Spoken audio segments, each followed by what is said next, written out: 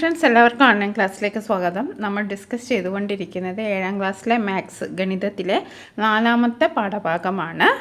പാഠത്തിൻ്റെ പേരാണ് റെസിപ്രോക്കൽസ്, വിപരീത ഭിന്നങ്ങൾ. അപ്പോൾ ഇതിൻ്റെ ആദ്യത്തെ പാർട്ട് വീഡിയോ നമ്മൾ അപ്ലോഡ് ചെയ്തിട്ടുണ്ട്. അതിൻ്റെ ലിങ്ക് ഡിസ്ക്രിപ്ഷൻ ബോക്സിൽ കൊടുത്തിട്ടുണ്ട്. പേജ് 64 ആണ് നമ്മൾ ഡിസ്കസ് ചെയ്തത്. ഇനി നമുക്ക് ഡിസ്കസ് ചെയ്യാനുള്ളത് അടുത്ത പേജിലെ പ്രോബ്ലംസ് ആണ്. ഇത് പാർട്ട് 2 ആണ്. വിപരീത ഭിന്നങ്ങൾ അഥവാ റെസിപ്രോക്കൽസിൻ്റെ പാർട്ട് 2 ആണ്. അപ്പോൾ നമ്മൾ കുറച്ച് ഐഡിയ ഒക്കെ നമുക്ക് കഴിഞ്ഞ വീഡിയോയിൽ കിട്ടി. നമ്മൾ പേജ് 64 ക്വസ്റ്റ്യൻസ് ഒക്കെ നമ്മൾ ചെയ്തു. അപ്പോൾ നിങ്ങൾക്കൊരു ഐഡിയ കിട്ടിയിട്ടുണ്ടാവും എന്താണ് റെസിപ്രോക്കൽസ്, വിപരീത ഭിന്നങ്ങൾ, അതായത് വിപരീതം, ഓപ്പോസിറ്റ്. കുറച്ച് കാര്യങ്ങൾ നമുക്ക് ജസ്റ്റ് ഒന്ന് നോക്കാം.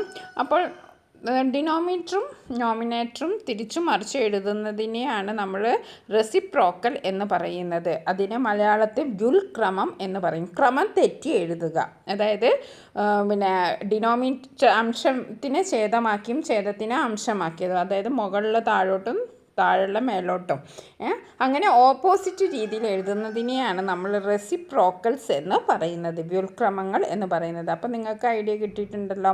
5 ടൈംസ് എന്ന് പറഞ്ഞു. 5 ടൈംസിൻ്റെ ഓപ്പോസിറ്റായിട്ട് നമ്മൾ പാർട്ട് പറഞ്ഞു, ഭാഗം പറഞ്ഞു. അതെങ്ങനെ നമ്മൾ പറഞ്ഞു? 1/5. അപ്പം 5ൻ്റെ റെസിപ്രോക്കലാണ് എന്ത്? 1/5. അതെങ്ങനെ? ഈ 5 എന്ന് പറയുന്നത് ആക്ച്വലി എന്താണ്? 5/1. നമ്മൾ എന്ത് ചെയ്യുന്നു? നമ്മുടെ എണ്ണൽ സംഖ്യകൾ, അതായത് 1 2 3 അതൊക്കെ എന്താണ്? നമ്മൾ ശരിക്കും ഭിന്നസംഖ്യ ഫ്രാക്ഷണൽ ഫോമിൽ പറയാന്ന് വെച്ചാൽ 1/1, 2/1, 3/1, 4/1 അങ്ങനെയാണ് പോകുന്നത്. ഓക്കെ, അപ്പം നമ്മുടെ 5 എന്ന് പറയുന്നത് ആക്ച്വലി നമ്മളത് ഫ്രാക്ഷണൽ ഭിന്നസംഖ്യ രൂപത്തിൽ പറയാന്ന് വെച്ചാൽ 5/1 എന്നാണ് അതിൻ്റെ അർത്ഥം. അതിൻ്റെ റെസിപ്രോക്കൽ എന്ന് പറയുമ്പോൾ 1/5. നമ്മൾ സാധാരണ ഇങ്ങനെ എഴുതാറില്ല, നമ്മൾ ജസ്റ്റ് 5 എന്നേ എഴുതാറുള്ളൂ. അപ്പോൾ 5ൻ്റെ റെസിപ്രോക്കൽ അഥവാ വ്യുൽക്രമം എന്താണ്? 1/5 ആണ്. അതേപോലെ തന്നെ 4ൻ്റെ വ്യുൽക്രമം റെസിപ്രോക്കൽ 1/4 ആണ്. കാരണം എന്താണ്? 4 എന്ന് പറയുന്നത് 4/1 ആണ്. അതിനെ നമ്മൾ തിരിച്ചിട്ടാൽ 1/4 ആയി. ഇനി ഇതിൻ്റെ വേറൊരു പ്രത്യേകത നമുക്ക് എഴുതാനുള്ളത് എന്താണെന്ന് വെച്ചാൽ ഇതിൻ്റെ രണ്ടിൻ്റെയും പ്രോഡക്റ്റ്, അതായത് ഒരു സംഖ്യയും ഒരു നമ്പറും അതിൻ്റെ റെസിപ്രോക്കലും അതിൻ്റെ വ്യുൽക്രമണവും തമ്മിൽ ഗുണിച്ചാൽ അതിൻ്റെ പ്രോഡക്റ്റ് എന്തായിരിക്കും? ഈക്വൽ ടു 1 ആയിരിക്കും. അതായത് 1ഉം കട്ട് ചെയ്ത് പോവും, 4ഉം കട്ട് ചെയ്ത് പോകും. ഇപ്പോൾ ഇവിടെ എന്താണുള്ളത്? 1 അല്ലേ ഉള്ളത്. 1 × 1 1, 1 × 1 1. അതും ഒരു കോൺസെപ്റ്റാണ്. അപ്പോൾ അതിൻ്റെ റെസിപ്രോക്കലും നമ്പറും റെസിപ്രോക്കൽ, അതായത് സംഖ്യയും വ്യുൽക്രമണവും തമ്മിൽ ഗുണിച്ചാൽ നമുക്ക് എപ്പോഴും 1 ആണ് കിട്ടുക. ഇനി നമ്മളിപ്പോൾ 4ൻ്റെത് ഒക്കെയാണ് നോക്കിയത്. 4/1 × 1/4 ദാറ്റ് ഈസ് ഈക്വൽ ടു 1. ഇനി നമുക്ക് സാധാരണ ഫ്രാക്ഷണൽ ഫോമിലുള്ള ഭിന്നസംഖ്യ തന്നെ എടുക്കാം. ഈ 2/5, 2/5 ഇതിൻ്റെ വ്യുൽക്രമം എന്തായിരിക്കും? ഈ 5നെ നമ്മൾ മേലോട്ട് കയറ്റി 2നെ താഴോട്ട് ഇറക്കി, അതായത് നേരെ ക്രമം തെറ്റിച്ച് നമ്മൾ എഴുതി, ഓപ്പോസിറ്റായിട്ട് എഴുതി. ഇതൊക്കെ വളരെ സിമ്പിളാണ്. ഇനി ഇതിനെ നമ്മൾ പ്രോഡക്റ്റ് ഇതിനെ നമ്മൾ ഇൻറ്റു ചെയ്യാന്ന് വെച്ചാൽ നമുക്ക് അറിയാം 5ഉം 5ഉം ക്യാൻസലായി പോകും അല്ലേ? ഇത് 5ഉം ഇത് 5ഉം ഇത് നേരെ നമുക്ക് ക്യാൻസലായി. ഇങ്ങനൊരു ഓപ്ഷൻസ് നമുക്ക് ഗുണത്തിലുണ്ട്. ഇതും കട്ട് ചെയ്ത് പോകും, അതേപോലെ ഇതും കട്ട് ചെയ്ത് പോകും. പിന്നെ ഇവിടെ അവശേഷിക്കുന്ന എത്രയാണ്? 1 മാത്രമാണ്. അപ്പോൾ ആ ഒരു കൺസെപ്റ്റ് നിങ്ങൾ മനസ്സിലാക്കുക. എന്താണ്? ഒരു സംഖ്യയുടെയും അതിൻ്റെ വ്യുൽക്രമത്തിൻ്റെയും ഗുണഫലം 1 ആയിരിക്കും. ഓക്കെ, ഇനി നമുക്ക് ഇന്നത്തെ പ്രോബ്ലത്തിലേക്ക് കടക്കാം. അപ്പോൾ റെസിപ്രോക്കൽ എന്ന് പറഞ്ഞാൽ മനസ്സിലായില്ല. Interchanging the numerator and denominator the fractions obtained like this are called reciprocal. അപ്പോൾ ന്യൂമറേറ്ററിനെയും ഡിനോമിനേറ്ററിനെയും നമ്മൾ പരസ്പരം മാറ്റിയിടുന്നതിനെയാണ് എന്ത് പറയുന്നത്? വിപരീത ഭിന്നം എന്ന് പറയുന്നത്. ഭിന്നത്തിൻ്റെ അംശവും ഛേദവും പരസ്പരം മാറ്റി എന്ന് പറയും. ഇങ്ങനെ കിട്ടുന്ന ഭിന്നത്തിന് വിപരീത ഭിന്നം അഥവാ റെസിപ്രോക്കൽ എന്നാണ് പറയുന്നത്. ഓക്കെ, ഇവിടെ നോക്കൂ. For example 2/3 and 3/2 are reciprocal. നമ്മൾ നേരത്തെ പറഞ്ഞതാണ്. 2/3ഉം 3/2ഉം എന്താണ്? റെസിപ്രോക്കൽസ് അഥവാ വ്യുൽക്രമമാണ്. ഇനി നമുക്കൊരു പ്രോബ്ലം ഇതുമായിട്ട് ബന്ധപ്പെട്ടിട്ട് ജസ്റ്റ് എക്സാമ്പിൾ ഒന്ന് നോക്കാം. The price of 1.5 kilograms of tomato is 30 rupees. What is the price of 1 kilogram tomato? അതായത് 1.5 കിലോഗ്രാം തക്കാളിക്ക് 30 രൂപയാണ്. 1 കിലോഗ്രാം തക്കാളിയുടെ വില എത്രയാണ്? അപ്പം നമുക്ക് ഇത് 3 വഴിയിൽ ചെയ്യാം. ഒരു പ്രോബ്ലം ചെയ്യുന്നതിന് നമുക്ക് 3 വേസ് ഉണ്ട്. ഓരോ വേസും നമുക്ക് പരിചയപ്പെടാം. ഈ പാഠഭാഗവുമായി ബന്ധപ്പെട്ടിട്ടുള്ള മാർഗമാണ് നമ്മൾ ലാസ്റ്റ് പറയുന്നത്. അപ്പോൾ നമുക്കറിയാം 1.5 കിലോ എന്ന് പറഞ്ഞിട്ടുണ്ടെങ്കിൽ എന്തായിരിക്കും? 1/2 കിലോ, 1/2 കിലോ, 1/2 കിലോ, ഹാഫ്. ഇതാണ് 1.5 എന്ന് പറയുന്നത്. അതായത് 1.5 കിലോന് 30 രൂപയാണ്. അപ്പോൾ 1/2 കിലോന് എത്രയായിരിക്കും? 30നെ നമ്മൾ 3 ആക്കി ഭാഗിച്ചു. അതായിരിക്കും 1/2 കിലോന് എത്രയായിരിക്കും? 10 രൂപയായിരിക്കും. അപ്പോൾ നമുക്ക് എങ്ങനെ ചെയ്യാം? 3 times 1/2 ഈസ് 1/2. 3 മടങ്ങാണ്, അതായത് അരയുടെ 3 മടങ്ങാണ് എന്ത്? 1.5 എന്ന് പറയുന്നത്. അത് നമുക്ക് അങ്ങനെ ചിന്തിക്കാം. പിന്നെ നമുക്ക് എങ്ങനെ ചിന്തിക്കാം? 30 rupees is 3 times the price of half kilogram of tomato. അപ്പോൾ the price of half kilogram is 30 divided by 3, that is 10 rupees. നമ്മൾ നേരത്തെ പറഞ്ഞ സംഭവം തന്നെയാണ്. അങ്ങനെ വെച്ചാൽ അത് ഇപ്പോൾ നമുക്ക് മനസ്സിലായി 1/2 കിലോന് 10 രൂപയാണ്. അങ്ങനെയാണെങ്കിൽ നമ്മളോട് 1 കിലോനല്ല കണ്ടുപിടിക്കാൻ പറഞ്ഞത്. 1 കിലോ 1/2 കിലോന് 10 രൂപയാണെന്ന് വെച്ചാൽ 1 കിലോന് എന്തായിരിക്കും? നമുക്ക് ചെയ്യാം. വേറൊരു വേ എന്താണെന്ന് വെച്ചിട്ടുണ്ടെങ്കിൽ 2 times 1.5 ഈസ് 3. 2 നമ്മൾ പറഞ്ഞു നേരത്തെ നമുക്ക് 1.5 കിലോനാണുള്ളത്. 1.5 കിലോ തക്കാളിയാണുള്ളത്. ഇതിൻ്റെ 2 times എന്ന് പറയുന്നത് എത്രയാണ്? 1.5 + 1.5 എത്രയാണ്? 3 kg, 3 കിലോഗ്രാം ആണ്. ഓക്കെ. അതേപോലെ 30, 1.5 കിലോന് 30 രൂപയാണ്. അതിനെ നമ്മൾ എന്താക്കി? ഇൻറ്റു ചെയ്തു. അപ്പോൾ എത്രയാണ്? 3 കിലോന് 60 രൂപയാണെന്ന് നമുക്ക് കിട്ടി. 3 കിലോന് 60 രൂപയാണെന്ന് കിട്ടി. ഇനി നമുക്ക് ഇതിൽ നിന്ന് 1 കിലോ കണ്ടുകൂടെ? 1 കിലോ കാണാൻ നമ്മൾ എന്താണ്? 3 കൊണ്ട് ഡിവൈഡ് ചെയ്തു. 60നെ 3 കൊണ്ട് ഡിവൈഡ് ചെയ്തു. അപ്പോൾ നമുക്ക് എത്ര കിട്ടി? 1 കിലോന് 20 രൂപയാണെന്ന് നമുക്ക് കിട്ടി. ഇങ്ങനെയും നമുക്ക് ഈ കണക്ക് ചെയ്യാം. ഓക്കെ. ഇനി വേറൊരു മെത്തേഡാണ്, അതാണ് നമ്മൾ ചെയ്യേണ്ടത്. നമുക്ക് റെസിപ്രോക്കൽ യൂസ് ചെയ്തിട്ട് നമുക്ക് ചെയ്യാം. അപ്പോൾ നമുക്ക് 1.5 കിലോ എന്ന് പറയുന്നത് എന്താണ്? 1.5 കിലോയും 1 കിലോയും തമ്മിലുള്ളത് എന്താണ്? ഇത് 1.5 കിലോ എന്ന് പറയുന്നത് 3/2 ആണ്. 1 കിലോ എന്ന് പറയുന്നത് 2/3 ആണ്. അപ്പോൾ 1.5 എന്ന് പറയുന്നത് 1.5 ഈസ് 3/2. മനസ്സിലായല്ലോ? 1.5 എന്ന് പറയുന്നത് 3/2 ആണ്. The price of 1 kilogram is 2/3 of 30 rupees. അപ്പോൾ 1 കിലോഗ്രാം എന്ന് പറഞ്ഞാൽ എന്തായിരിക്കും? 2/3 ആയിരിക്കും. അപ്പോൾ ഇതിൻ്റെ പ്രൈസ് കാണാൻ നമ്മൾ ജസ്റ്റ് എന്ത് ചെയ്താൽ മതി? 2/3നെ 30 കൊണ്ട് ഇൻറ്റു ചെയ്താൽ മതി. അപ്പോൾ ഇവിടെ ഇൻറ്റു ചെയ്യുമ്പം 3യും കോമൺ ആയിട്ട് പോവും. 3 നമ്മൾ 1 കിട്ടി. 30ൽ 3 10 ടൈംസിൽ പോവും. ഇപ്പം 2 × 10 20. ഓക്കെ. ഇങ്ങനെയും നമുക്ക് ചെയ്യാം. ഇങ്ങനെയാണ് നമ്മളിനി ചെയ്യേണ്ടത്. അപ്പോൾ നമുക്ക് ഫസ്റ്റ് പ്രോബ്ലം നോക്കാം. 27 students of a class got A+ in maths. They form 3/4 of the entire class. How many students are there in the class? Okay. 27 കുട്ടികൾ ഒരു ക്ലാസ്സിലുണ്ട്. മലയാളത്തിലുള്ള നോക്കാം. 27 കുട്ടികൾ ഒരു ക്ലാസ്സിലെ 27 കുട്ടികൾക്ക് കണക്കിൽ A+ കിട്ടി. ഇവർ ക്ലാസ്സിലെ കുട്ടികളുടെ 3/4 ഭാഗമാണ്. ക്ലാസ്സിൽ എത്ര കുട്ടികളുണ്ട്?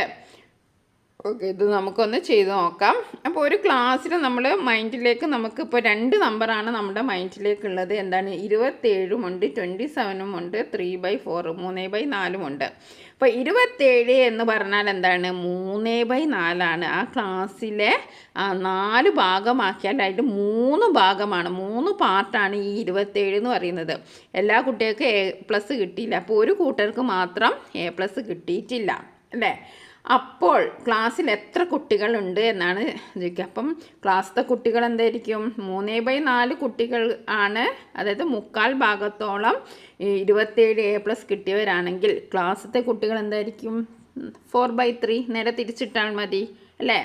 ക്ലാസ്സിലെ കുട്ടികൾ എന്ന് പറയുന്നത് 4/3 ആയിരിക്കും. അപ്പം നമുക്കിതൊന്ന് പ്രോബ്ലം അപ്പോൾ നമുക്ക് സ്റ്റേറ്റ്മെൻറ്റ് എഴുതാം. Number of students who got A+ കിട്ടിയവരുടെ എണ്ണം എത്രയാണ്? 27 27 ആണ്.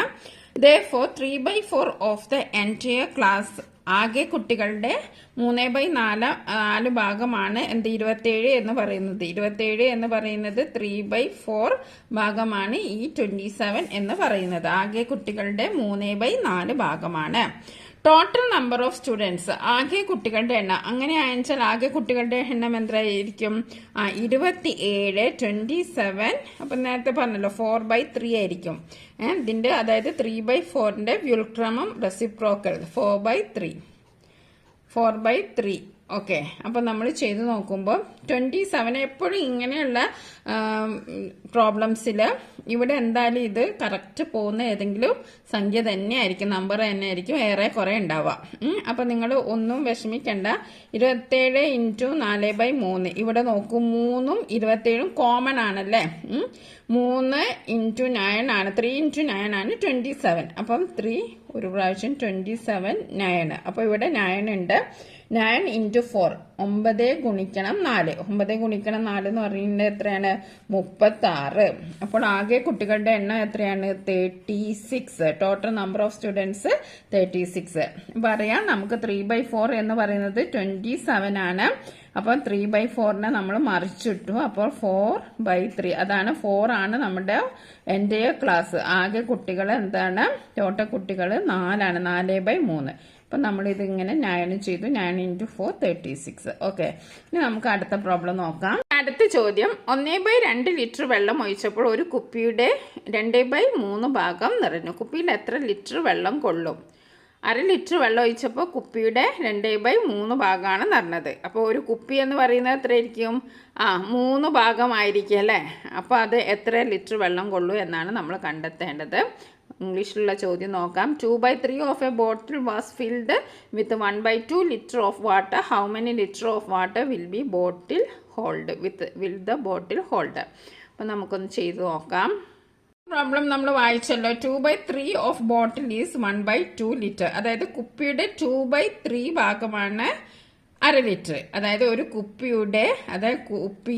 3 ഭാഗങ്ങളാക്കിയാൽ അതിൽ 2/3 ഭാഗം 2/3 പാർട്ടാണ് 1/2 ലിറ്റർ. അപ്പൊ നമുക്ക് എന്താ കണ്ടുപിടിക്കേണ്ടത്? ബോട്ടിൽ ക്യാൻ ഹോൾഡ്, കുപ്പിയെ കൊള്ളാവുന്ന വെള്ളമാണ് നമുക്ക് കണ്ടുപിടിക്കേണ്ടത്.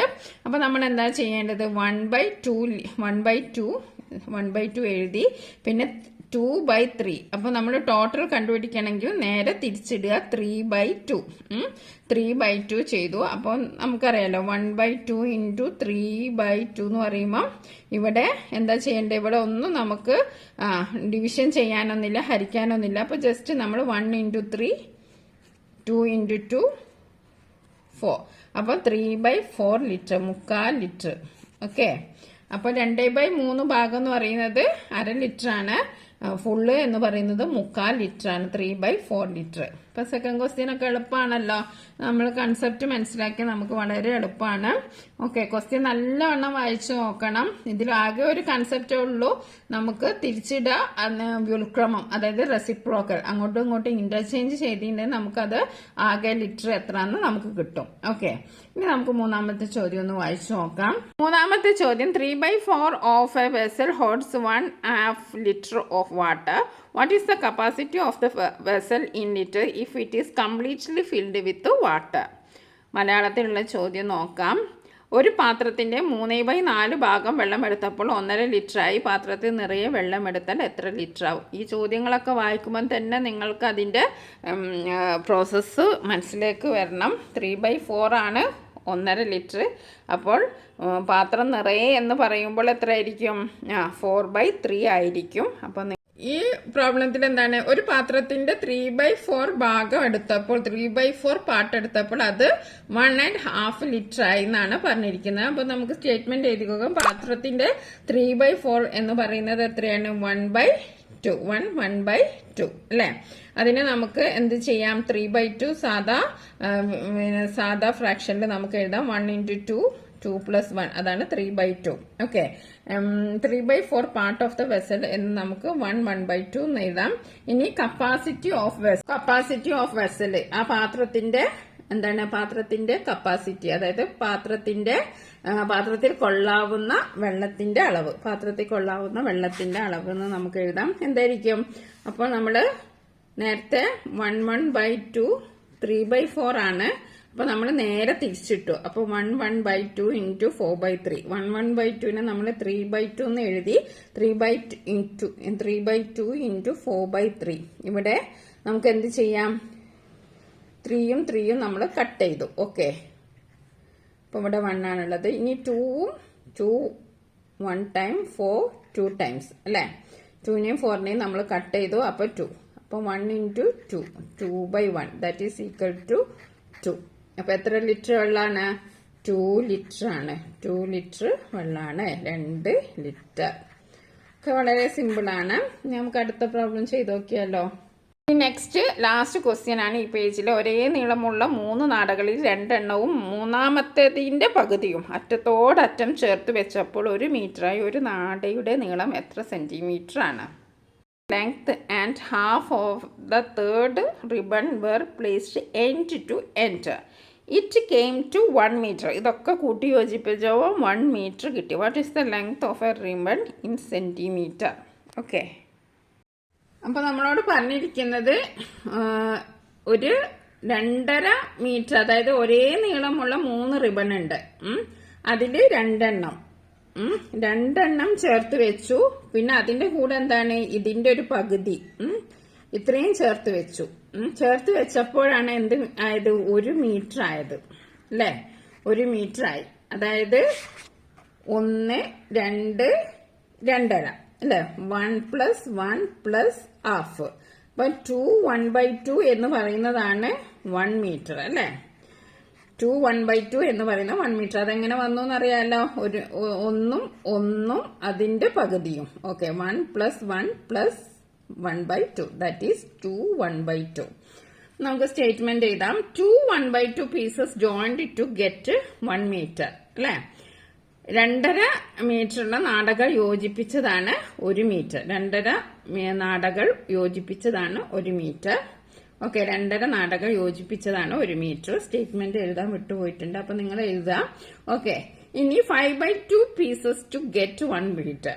അപ്പോൾ 5/2 എന്ന് പറയുന്നത് എങ്ങനെയാണെന്ന് കിട്ടി അറിയാലോ.